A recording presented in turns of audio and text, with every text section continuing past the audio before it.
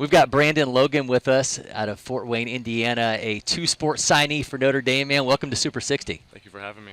Brandon, I love the fact football, baseball, it's been one of the things that really kept you on the radar of, hey, this guy's a really good athlete, has a chance to do some big things. But what I saw this past summer was you made those jumps at the plate, took such great at-bats.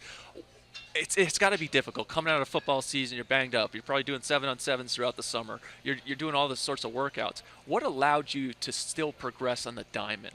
I mean, like you said, like being an athlete, and I've always played multiple sports growing up.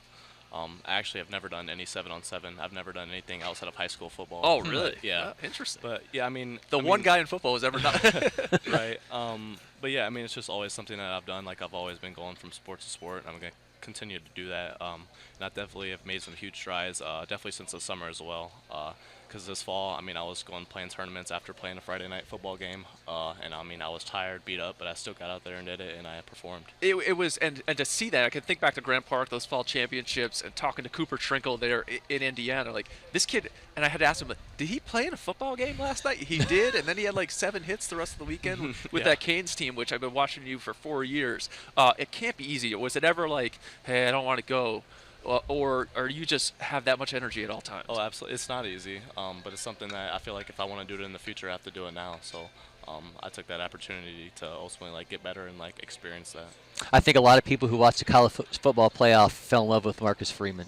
When you went and had an opportunity to talk with him, obviously you were previously a Vanderbilt commit. Now you find yourself going into Notre Dame as a two-sport athlete. What was the draw for you ultimately to say, you know what, I want to play football at the next level too? I think like I told you how before, like I've never done anything outside of high school football, so like I've never been on any sort of like football circuit. And when I went to the Notre Dame football camp, like I did pretty well, and they ended up offering me. So it was kind of like a situation like I didn't want to sell myself short of what I can accomplish. You said about Marcus Freeman, like he's such a like genuine, authentic person.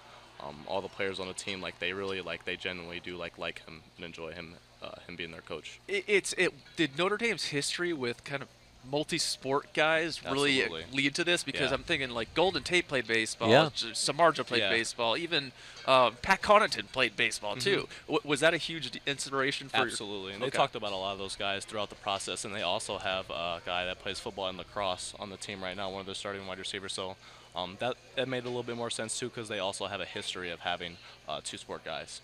Tell us a little bit about the correlation between playing safety and playing outfield, and kind of how those. It's everyone always talks about it being the center fielder of a defensive back. How do you kind of find those things fitting together? I think baseball translates to football a little bit more.